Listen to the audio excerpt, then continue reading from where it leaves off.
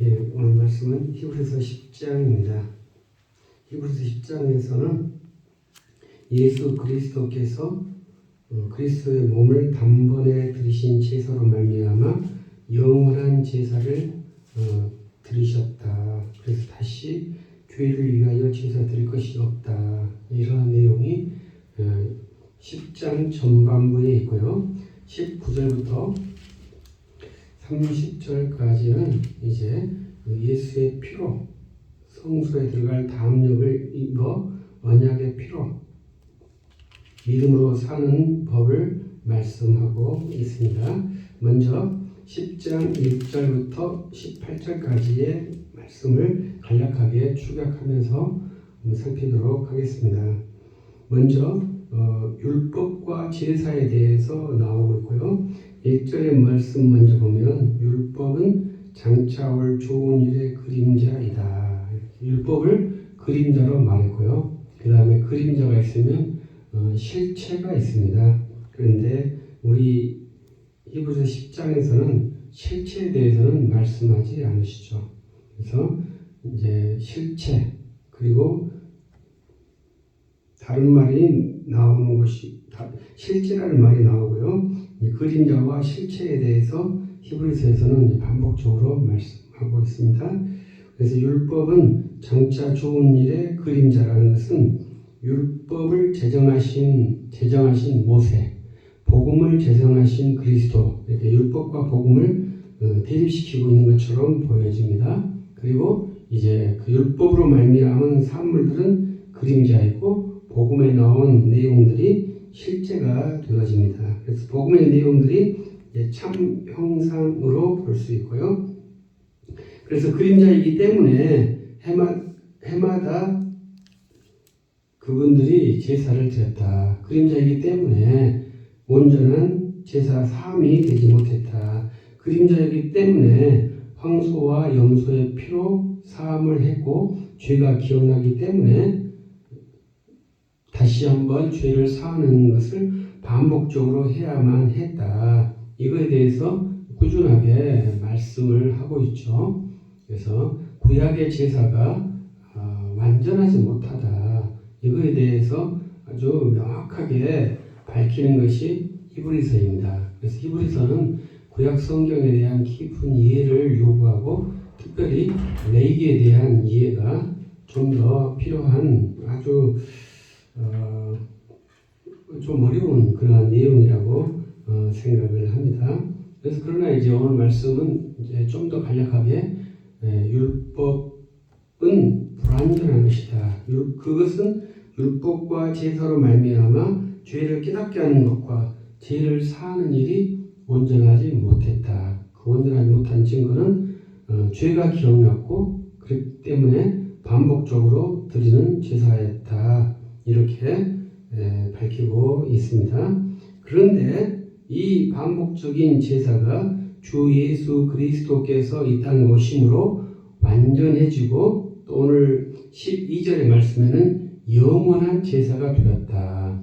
온전한, 완전한, 영원한 제사가 예수 그리스도께서 드리는 제사시죠. 그래서 예수 그리스도께서 드리는 제사는 멜기세덱의 반차를 따랐고 아론의 반차처럼 자기의 죄를 속하는 사죄하는 그러한 제사장이 아니라 완전한 제사장 그리고 제사장이 황소나 염소의 피가 아닌 흠없는 제물의 흠없는 사람의 피 그 피로 드리는 제사 그리고 성소가 땅에 있는 것이 아니라 하늘에 있는 성소에서 드려지는 제사 그래서 완전하고 온전하고 영원한 제사를 예수 그리스도께서 드리셨다.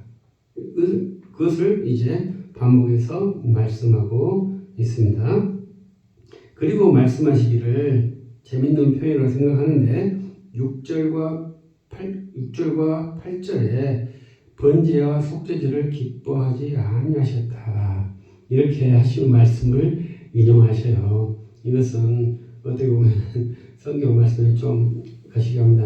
악마적인 편집이죠. 왜냐하면 구약 성경에서는 그 제물의 그 향기를 기뻐하셨잖아요. 제물의 그 탄 향기, 기름의 냄새, 피의 냄새 이러한 것들을 주님이 기뻐하시는데 오늘 말씀에는 기뻐하지 않으셨다. 이러한 말씀이 있죠. 그것은 그 제물을 기뻐하지 않은 게 아니라 그 제물이 온전하지 않으셨다. 이것을 말씀하고 있죠. 그 제물이 반복되어야 된다. 이런 것을 말씀을 하기 때문에 그 제물을 기뻐하지 않으셨고 원하지 않으셨다. 이렇게 말할 수 있고요. 그래서 이제 괄호에는 율법을 말씀하고 있습니다. 그래서 율법과 제사 이것이 어떻게 보면 하나로 묶어져 있어요. 그래서 율법이 있기 때문에 제사가 있는 것입니다. 그래서 이 제사가 이제 폐해지면 이 율법은 무슨 역할을 하겠느냐 이렇게 한번 비교해 볼 수 있겠죠. 그 폐하는 방법이 제사를 폐하는 방법이 예수 그리스도의 몸을 단번에 들이심으로 폐하셨다. 그렇게 말씀을 하셔요. 근데 우리가 성경 복음이 참 특이하고 놀라운 것은 이것을 믿는 그리스도인들이 있다는 것이죠. 참 이것은 믿기 어려운 내용이죠. 예수 그리스도의 몸을 드리는 제사. 이것은 굉장히 어려운 내용입니다. 그런데 이것을 믿는다는 것이 상당히 특이한 내용이라고 보고요. 이러한 것을 이제 연구하신 분이 있는데 우리 한국에서는 정일권 박사님이고 프랑스에서는 르네 지라르라는 사람이 이러한 것을 연구를 했어요. 그래서 세계 사람들, 세계 모든 인류에는요, 한 사람을 죽임으로 공동체가 사는 그러한 희생염소 구도가 있다. 모든 세계 모든 그 문화에 그러한 살인 제의가 있다고 르네 지라르라는 사람이 연구했다고 정일권 박사님이 밝혔거든요. 근데 이제 오늘 그리스도께서는요, 그가 정반대라는 것도 르네 지라르가 밝혔어요. 그래서 그가 크리스천이 되었거든요. 인류학자가 다른 모든 문화와 기독교의 예수만 완전히 다르니까 크리스천이 안 될 수도 없었다. 이러한 내용으로 저는 생각을 하거든요. 예수 그리스도께서는요, 스스로 공동체에 의한 거룩한 제물이 된 것이 아니라 스스로 자기 몸을 단번에 들이신 제물이고 제사장이신 그러한 아주 놀랍고 이해할 수 없는 그러한 사건을 내용을 지금 성경이 말씀하고 있는 것입니다. 이렇게 우리가 이해할 수 없는 내용을 우리가 갖게 된 것은 은혜가 아니고서는 이러한 내용이 설명이 되지 않습니다. 그래서 이제 이런 걸 어떻게 하겠어요? 우리가 성경대로 말하고 성경대로 믿는다. 이렇게밖에 말을 못 하거든요. 사람의 생각으로는 표현할 수 없고 전할 수 없는 것이죠. 그러나 성경대로 증거하면 성경대로 듣는 그 사람이 성령의 역사로 해서 그 말씀을 진리로 받아들인 것이 구원의 역사예요. 참 그것이 그러니까 놀랍다. 구원이 정말 놀랍다. 그래서 옛날에는 제가 이제 목회를 하면서 우리 성도님들이 왜 예수님을 안 믿을까요? 이렇게 말씀을 하신 적이 있는데 저는 예수님을 안 믿는 것이 놀라운 것이 아니라 예수님을 믿는 것이 놀라운 사람이거든요. 왜 여러분은 예수 그리스도를 믿으신가요? 그게 정말 놀라운 거예요. 그렇게 많은 허다한 사람들이 예수님을 믿지 않는데 이렇게 예수님을 믿고 있는 사람이 있고 또 어찌 되었든지 결코 믿음에서 떠나지 않고 주 예수 그리스도만 믿고 나가겠다고 생각하는 그 양심은 어디서 나왔을까요? 참 놀라운 일입니다. 주께서 붙드시지 않고서는 결코 주의 믿음의 세계, 은혜의 세계, 교회는 결코 이루어지지 않습니다.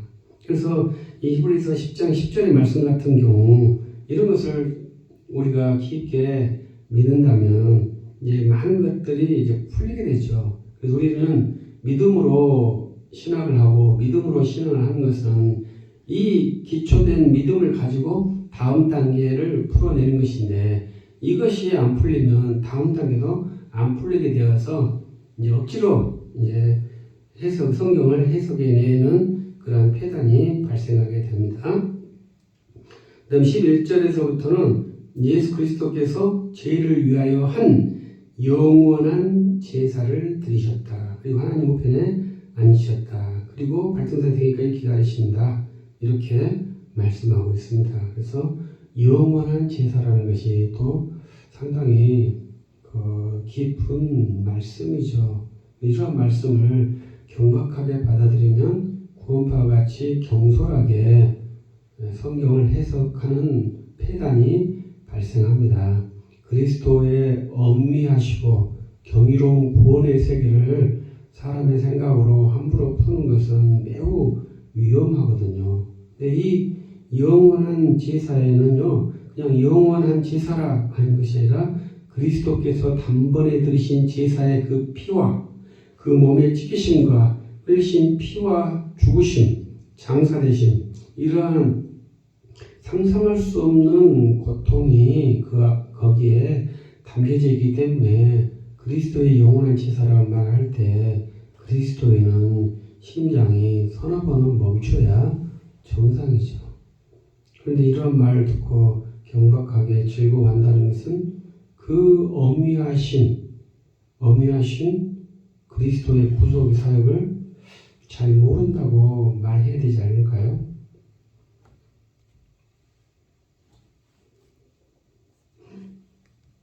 우리 자녀들이 부모님께 용돈을 타가지고 택시도 잘 타고 다니고 한다고 하죠. 근데 진짜 부모님이 고생하고 힘들어하면서 번 돈이다 생각하면 함부로도 못 쓰겠죠. 근데 우리 자녀들은 그걸 모르고 부모님이 피땀 흘려서 준 용돈 가지고 재밌게 사는 것이 좋긴 합니다. 제 생각에. 그건 진짜로 부모님이 귀하게 해서 나에게 준 돈이다 생각하면 그 돈을 쓸 때 이렇게 하면서 간절한 마음으로 돈을 쓰지 않겠습니까? 근데 우리 아이들은, 저도 그랬고 우리 아이들도 돈을 주면은 마구마구 써버리죠. 부모의 그 힘든 땀방울의 값은 없죠. 그런 것처럼 우리도 구원을 생각할 때 예수 그리스도의 핏값을 가볍게 생각하는 것이 얼마나 경박한 행동이겠습니까? 그것은 상상할 수 없는 일이죠. 그래서 영원한 제사라고 하니까 이것이 가볍다고 생각하고 좀 경박하다고 생각하는 것은 그 그리스도의 찢기심과 그리스도의 죽으심에 대해서 잘 모르는 것이라고 말할 수밖에 없는 그런 좀 안타까운 일이죠.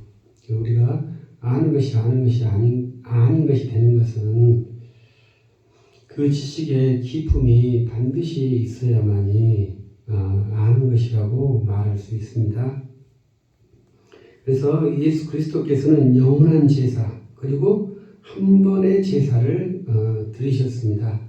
그리고 그 제사로 우리에게 준 것이 뭐냐면 성령을 우리에게 주셨는데 성령을 법이라고 그래요. 그래서 그 법을 어디에 두셨냐면 마음에 두셨고 생각에 두셨다. 생각이라는 말이 좀 어려운 말인데 두 개가 똑같은 말 같아요. 우리의 영혼에 두셨다. 이렇게 표현하고 싶어요. 이 성령의 법을 우리의 영혼에 두셨어요. 그래서 법이 우리 영혼에 기록되어 있어요. 그것이 이제 성령의 법의 특징이죠. 저는 이제 스포츠를 가끔 보는데요. 요새는 이제 배구 농구 시즌인데 제가 배구를 봅니다. 근데 배구의 스파이크가 굉장히 강해요. 그런데 요 근래에 스파이크가 강한데 선수들이 그걸 맞아요. 이렇게 리시브를 못하거나 방어를 못하고 맞는 일이 생겨요. 얼마나 많은 연습을 했는데도 불구하고 그 스파이크에 맞아가지고 병원에 가는 모습도 있더라고요. 육체 훈련은 그렇습니다. 육체 훈련은 완전하지 못해요.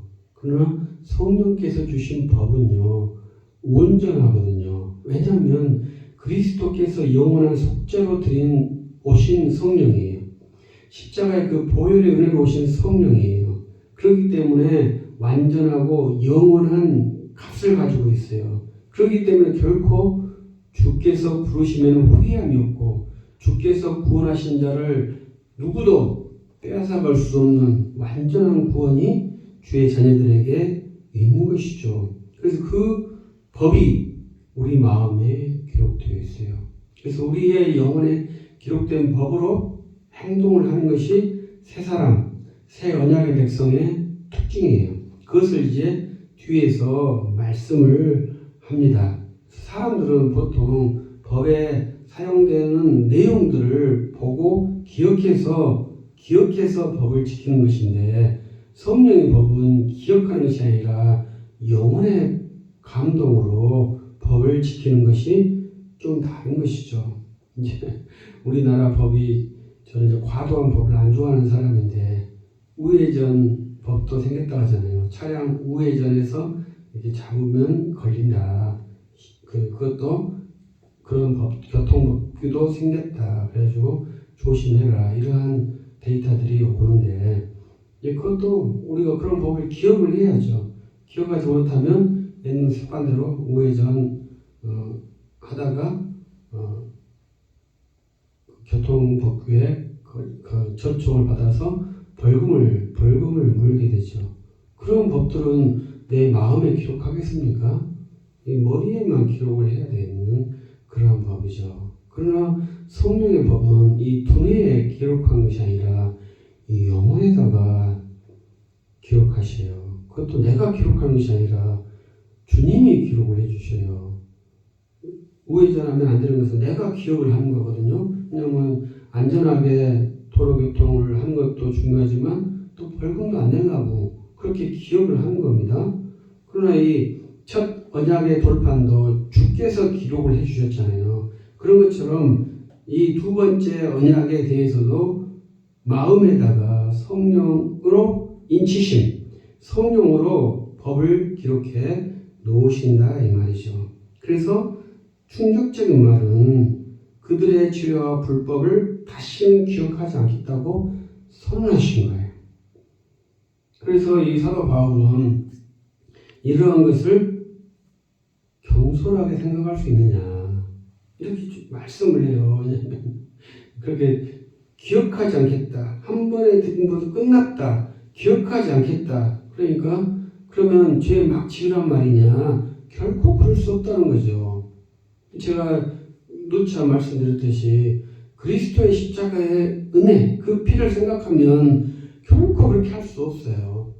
결코 그렇게 할 수가 없어요. 내가 이렇게 완전한 자유, 완전한 구원의 확증을 얻은 그 값이 예수 그리스도의 십자가의 은택이거든요. 피의 은택이거든요. 그 피가 있는데 그 피를 함부로 대하는 그러한 그리스도인은 있을 수가 없어요. 그래서 다시 한번 18절에 죄를 사하셨은즉 다시 죄를 위하여 제사를 드리지 않는다.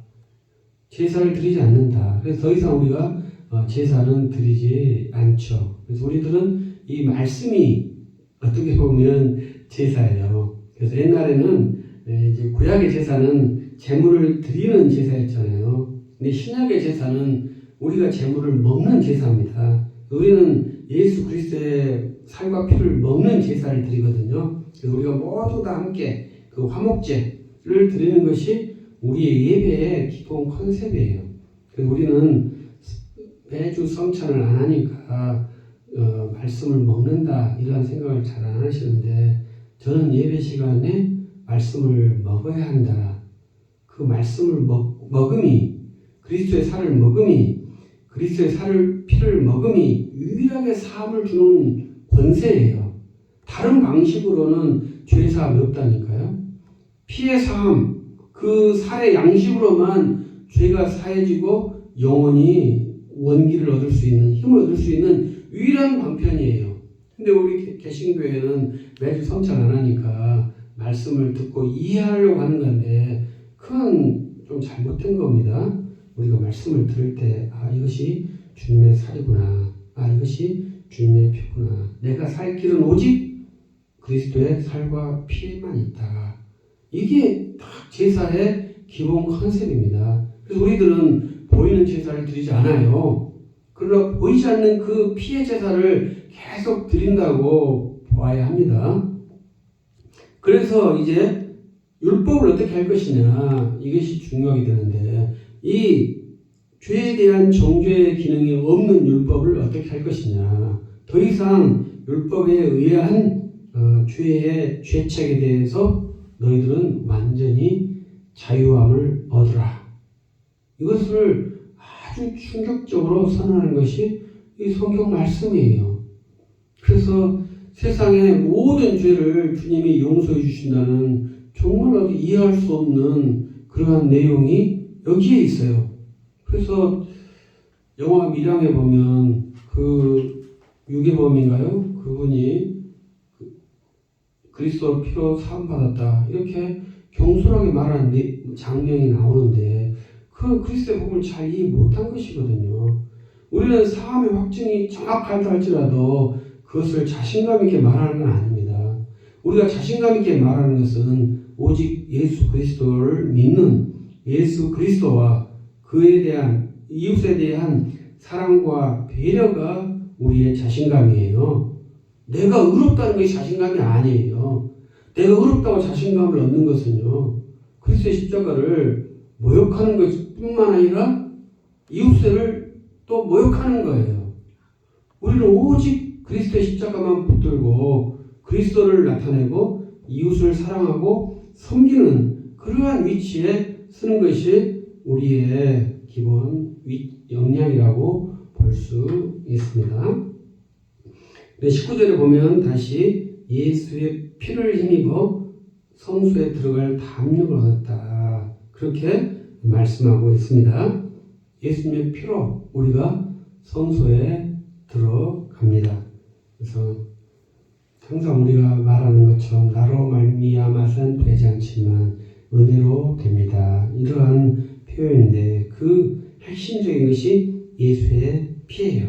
그래서 은혜와 피가 이렇게 동류라고 저는 생각을 하고요. 이 피가 죄 사함이기 때문에 은혜를 곧 죄 사함이고 예수 그리스도께서 은혜의 주님, 죄 사함의 주님으로서 피를 흘리셔서 우리를 하나님께 나갈 수 있는 우리가 하나님께 나갈 수 있는 길을 열어 주셨죠. 그래서 우리가 온전하게 하나님께 나갈 수 있는 힘을, 능력을, 담력을 주셨어요. 우리가 하나님께 나갈 수 있는 담력이 있을지 모르겠습니다만 나가면 죽죠. 그러니까 나가지 못합니다. 그런데 우리는 살아있죠. 그것은 아직까지 우리 하나님 앞에 나가있고 살아있다는 것은 누군가가 보호자가 있었다 이렇게 볼 수 있거든요.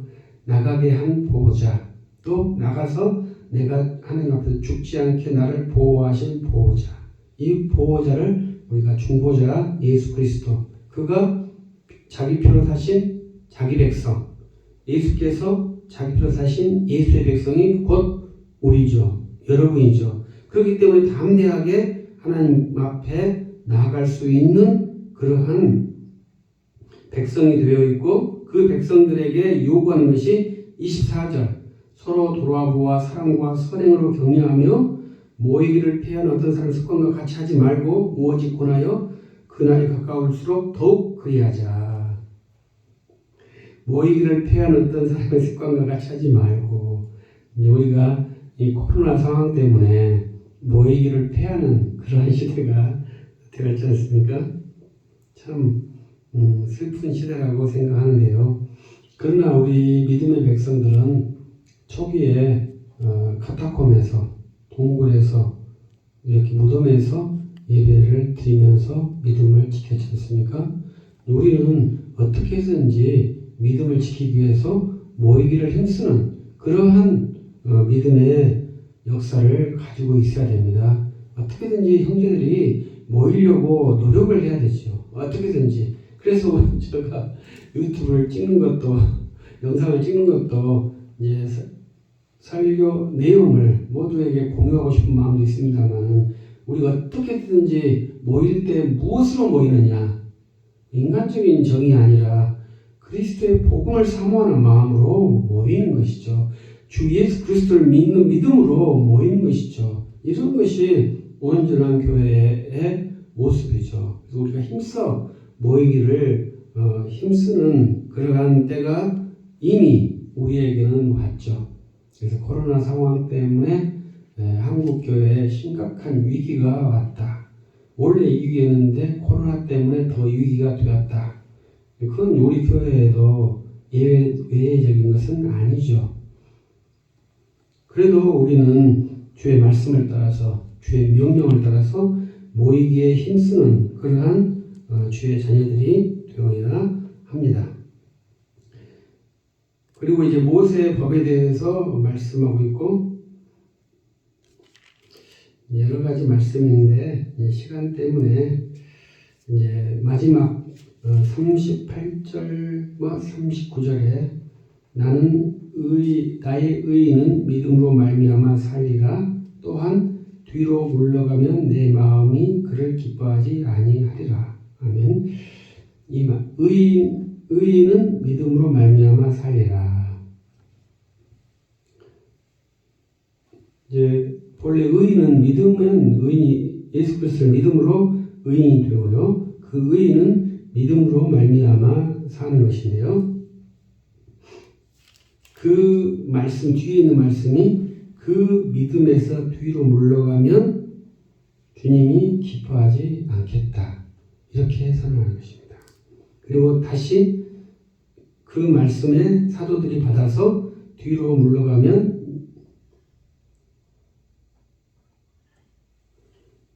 뒤로 물러가는 멸망자가 아니요 오직 영혼을 구원함에 이르는 믿음을 가진 자라. 그래서 믿음에서 뒤로 물러가는 것이 얼마나 위험한 것인지를 말씀해주고 있습니다. 그래서 오직 믿음이다 하니까 믿음만 하냐 이렇게 말하는 것이 상당히 저는 좀 성경을 잘 모른다고 말씀드릴 수밖에 없어요. 요한복음에서 말씀하죠. 믿음은 사랑이고 지식이다. 이렇게 말하죠. 믿음에는 사랑과 지식이 들어가 있어요. 그래서 예수 그리스도를 믿으면 예수 그리스도께 흘리신 그 피의 은택이기 때문에 그 은택에서 주시는 놀라운 사랑 그리고 그 사랑에서 당연히 나에게 그 사랑을 주시는 분에 대한 그 묵상이기 때문에 지식이 자연스럽게 발생할 수밖에 없습니다. 지식이 있어야 더 깊은 기도를 하고 지식이 있어야 더 온전한 신앙생활을 할 수 있지. 지식이 없으면요 사람이 엉뚱한 것을 구하게 되어 있습니다. 지식이 발전하지 않으면요 사람이 엉뚱한 일을 해요. 항상 사람은 그 크리스찬이든지 크리스찬이 아니든지 지식이 발전하는 것이 좋습니다. 그래서 국가에서 세금으로 도서관을 짓잖아요. 왜 그 비싼 세금을 가지고 도서관을 짓겠습니까? 꼭 책을 읽어서 지식을 키워가라 이렇게 시스템을 만들어주는 거예요. 근데 우리는 우리의 영혼의 지식은 딱 한 군데밖에 없거든요. 성경밖에 없거든요. 그래서 이 성경을 계속 읽고 훈련하면서 영혼의 지식을 담대케 해서 성경이 의도한 바 예수 그리스도를 믿도록 훈련하는 것이 우리에게 아주 중요한 것이죠. 그래서 이 믿음에서 뒤로 후퇴하면 결국은 누구에서 후퇴하는 거예요? 예수 그리스도에게서 후퇴해서 예수 그리스도를 말하지 않고 엉뚱한 것을 말한다 이 말이죠. 그러나 우리는 오직 주님만 바라봐야 되고 오직 주님만 증거하는 그러한 믿음의 사람, 의인이 되어야 됩니다. 그런 의인이어야 합니다. 그래서 이 믿음에서 뒤로 물러서면 안 됩니다. 뒤로 물러선다는 것은 예수 그리스도 말고 다른 것을 말하고 싶다, 이렇게 말하는 것밖에 안 돼요. 그래서 나는 주님만 말하다가 예수 그리스도만 말하다가 예수 그리스도만 전하다가 한번 죽어보겠다, 이러한 담력을 가지고 나간다면 때를 어떤지 무엇든지 어디에 쓰든지 예수 그리스도를 전함으로 믿음의 사람으로 의인으로 주님의 영원한 속죄 제사의 효력을 받아 영원토록 주님과 함께하며 주님을 찬양하고 주의 영광에 가득 찬 영생의 삶이 되리라고 확신합니다. 기도하십시다. 전능하신 하나님 감사합니다. 주께서 은혜를 베푸셔서 우리를 사랑해 주셨습니다. 영원에서 택하신 우리를 주의 때 우리를 구원자로 삼으시고 믿음의 사람을 세우셔 여기까지 인도해 주시니 감사하나이다. 그리스도께서 십자가에 흘리신 그 피의 은혜로 우리를 사하시고 성령으로 우리 마음에 생명의 법을 주시니 감사하나이다. 그 법을 따라 믿음을 따라 인내와 사랑과 지식으로 승리하게 하시오며 하나님께 영광을 돌리오며 이웃을 사랑하며 배려할 수 있는 합당한 주의 자녀들이 되게 하옵소서. 주께 주신 이 믿음을 결코 후퇴하지 않으며 앞으로 전진할 수 있는 믿음의 사람이 되며 우리의 믿음이 전진함으로 주의 진리를 더 밝히 알며 주의 지식 위에 서며 주께 영광을 돌리며 주의 복음을 전할 수 있는 성령의 사람, 성령의 본능의 사람이 될 수 있도록 은혜를 주옵소서. 이 시국에 주의 자녀들을 지켜주시고 범사에 주의 선한 길을 인도해 주시기 원하옵고 주 예수 그리스도 이름으로 기도합니다.